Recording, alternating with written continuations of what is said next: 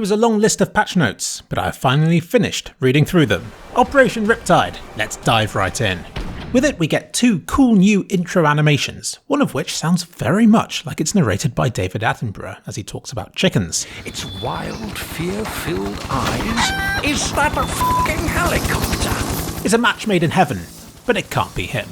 Operation Riptide is Counter-Strike's 11th operation, and ships along with tons of new content and changes to the core game modes. You don't have to buy an Operation Pass to benefit from these changes made to the game, but if you do buy the Operation Pass for £11, €13 or $15, you'll gain extra access to other stuff, like 16 weeks of exclusive missions, which give you another reason to play the game beyond simply playing it for playing's sake. And beating these missions will earn you stars, which can then be spent in the Operation Shop in exchange for exclusive stickers, weapon skins, and new agents to play as.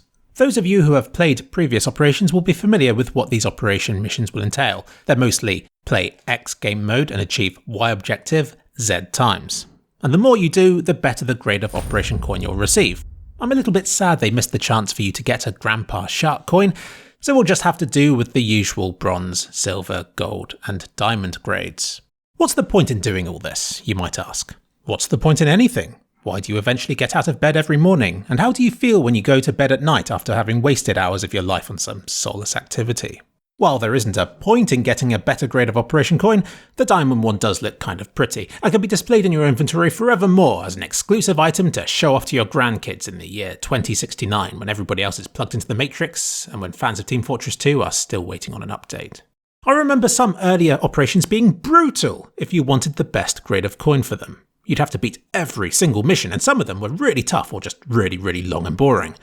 But more recent operations have got better and more forgiving. This time around, to get the required 100 stars to unlock the highest, most prestigious diamond operation coin, you'll need to get 10 stars from week 1 missions and then 6 stars for the remaining 15 weeks. Making 100! But as you can see from week 1, there are 13 stars to choose from, so there will be some leeway each week to let you bypass one or two of the missions that you may not want to do. At least not in their entirety. So you don't have to beat every mission, and the missions this time around give you more freedom than ever in order to beat them. New for this operation, for instance, some of the missions are split up into individual, easily trackable objectives, like this one here, which requires you do stuff in Danger Zone mode, but in no particular order. 3 possible stars right here. This one here does need to be beaten in order, requiring you to make a trip, or several trips, around the map to tick off all of the objectives. And the last new mission type lets you beat an objective in 2 different ways. Take this one, for instance. To earn the mission star, you can either deal 300 utility damage, or 200 in a single match. Try not to look at this as a bad player tax. Try to see it as an objective that you might be able to beat sooner, should you get a lucky game. It's just another way to reduce the grind if a player exceeds how they should have performed. You'll get the diamond coin long before you've beaten every single mission, but doing more of them will still give you more stars to spend in the game's store, and more XP boosts if you're grinding towards a year's service medals. So it's still worth doing these extra missions for these reasons. Valve has put a value to a star too. A single star costs 58p, 10 is worth £3.60, and 100 stars is £33. For real thrill seekers, once you've earned 100 stars, do you disperse them across numerous smaller rewards, or do you splash them all out into a single covert grade skin? Since only the train skins are available, it'll be interesting to see how this affects the value of these compared with the other ones in the other cases. I'm not going to delve into details about the new skins in this video, but just know that there is the new Riptide case, and the 2021 editions of the Dust 2, Vertigo, Train and Mirage weapon collections. So that's like almost 100 new weapon skins in an instant right there. As well as this operation comes with stickers and patches and the most flamboyant character models the game has seen yet. There are scuba divers with bits sticking out everywhere, female characters with bits sticking out everywhere, and topless Rambo people, who look just like that old Counter-Strike skin again, but danker. So that's the operation stuff covered, but the base game has also received a number of exciting changes. For a start, almost every game mode in Global Offensive has been adjusted in some way. There is now a new feature, private queues. I couldn't figure out how these things were meant to work, so I hosted one of my own and invited everybody on Twitter to join. Carnage. The queue soon filled up, 8, 9, 10 players, and then it kept on going. 20, 30. Then 10 disappeared, presumably whisked off to their own lobby somewhere, leaving me still queuing in my own queue that I had made. Eventually it put me in a game with 9 other brave people, and from that point on it was just like regular Premiere mode again. As far as I could see, there was no way of choosing your teams or anything like that, so I guess it's good if a clan wants a 5v5 between its own players, or if a large community wants a game away from everybody outside of it. But for most people, simply looking to find a match, I think that the private queue feature has limited use in its current state. As for my game, we played one round where everybody was very good and knifed each other in middle, and then I left the game and got a competitive cooldown. So there you have it. This mode doesn't earn you XP or anything like that, but still comes with all of the downsides of normal matchmaking. All this should make it, hopefully, unable to be exploited in some clever way by bot armies or anything like that. Let's look at the other new features. Regular old competitive mode now has a short mode as well. Instead of a 30-round first to 16 game, short mode makes it a 16-round first to 9 game instead. This is great for people who want a shorter match, obviously. And for those of you who don't care, you can opt yourself into either game length for the shortest queue length possible. Deathmatch now has 2 new modes. You could previously only play CTs versus Ts, where you gained points from killing people. And you still can. But the new team versus team mode means that everybody's scores all add up together to determine which side wins, which I like the sound of. I'm usually more competitive with the players on my own team than I am against the enemy, but that might now change, if we're all in it together. But the scoreboard still looks the same as it did before, so probably not. And the other new deathmatch mode is Deathmatch. No teams, just every man for himself. Which is also good, because now you won't have to spend half the time running about trying to avoid your teams that you'll be able to find the enemies to shoot at instead.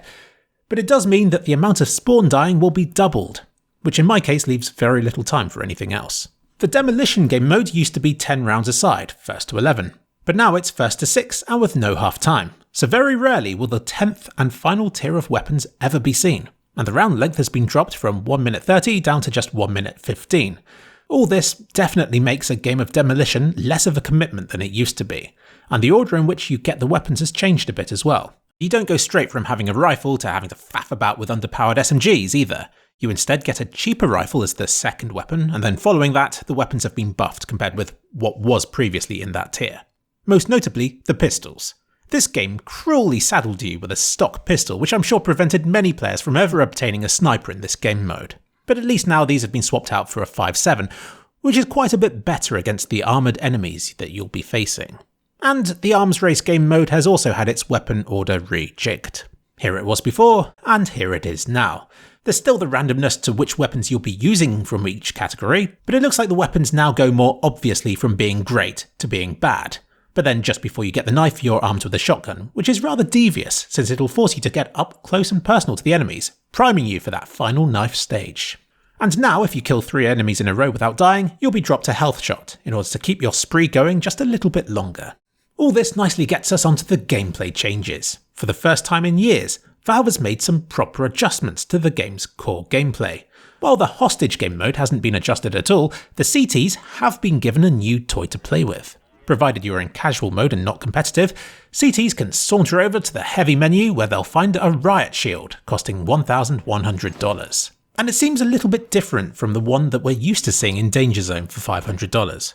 It turns out that Valve has just changed the shield in CSGO for this update without telling anyone. It now has a grill across the face hole, meaning that you'll no longer be able to headshot players through this gap. And it appears to be a bit stronger now too, sustaining just a few more shots before breaking. I want to spend some time to study this new shield in more depth, but just know that it has changed.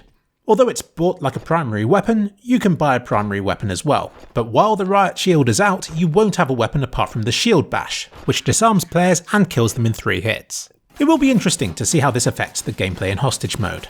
A bunch of people shooting at the shield will make light work of its defences, but against just one person it can hold up for quite a lot of time, especially against pistol tier equipment. And don't forget, while you've got it on your back, it makes you almost invincible to back attacks, which might come in very handy if you're running through a level carrying a hostage. What an exciting change that no one seems to have covered yet. They teased about being able to drop grenades earlier this year. Well, now they've gone and done it, and it's as insane as it sounds. I think this clip, posted on Twitter, sums it up rather well. The whole team drops all of their flash grenades into a pile, and then one person from that team throws them all, one by one. And yes, it also means you can fake flash corners with the real flash grenade, which has also been used to great effect by some of the resourceful players from the community. There's a moment after you die when your vision remains intact. You could use this time to track enemy movement for surviving teammates, or just to complain over voice chat about how incredibly unfair your life is and how this game is broken. Well, the time you have to do this has been reduced. I seem to limit the chances of abusing this after-death info-giving mechanic. Who am I to even try and analyse the weapon balance changes when Sloth Squadron has already typed an in-depth article about them? I'll link to it in the description, but here's a summary. The Deagle's damage has been reduced because apparently it was too easy to get a kill against armoured players before. In CSGO, upper body shots deliberately inflict slightly less damage than lower body shots do. This is by design to create an area that you want to avoid aiming at so that you have to decide between a skillful insta-kill headshot or an easier, but spammier, 2-body shot kill instead. Before this update, you could get the best of both worlds by aiming at the upper body and by hoping for a lucky headshot. But now that it takes 3 upper body shots with the Deagle to kill an armoured player, you really have to think carefully about how you want to aim now. As well as this, the effectiveness of lower body shots has been reduced, so it will now require 3 shots unless you're reasonably close to the enemy you're shooting at.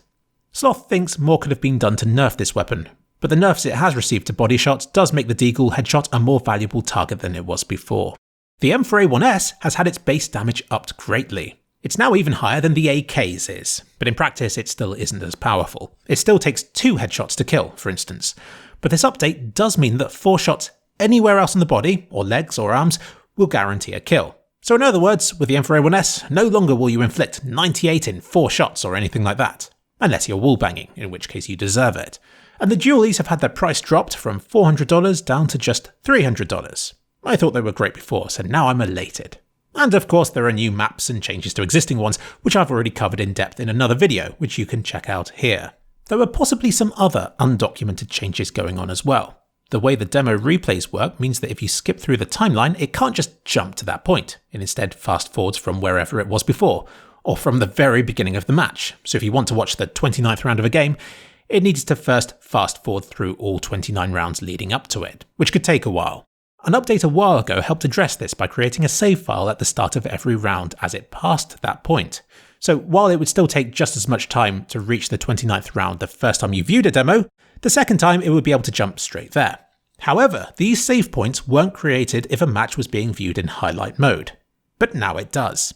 It could be that this has been in place for a while but has only just been discovered now. The other possible change is to the Ragdolls. A post on Reddit got popular stating that bodies seemed to fall more convincingly after dying, as though they kept the player's movement and momentum better. However, in practice I couldn't spot any difference. You can see that they also fell convincingly in the older version from just before this update. Now I can't rule out there being a change to the Ragdolls, but I didn't notice it in my testing. That's all I could find regarding this operations update. A new operation in CSGO also tends to ship with the largest changes to the base game, but when I look at all of this, they're mostly just minor tweaks to keep things fresh, and less of a commitment for players to embark on a match of CSGO. But this could be exactly what the game needs right now. Just be warned though, this operation apparently contains intense violence and blood.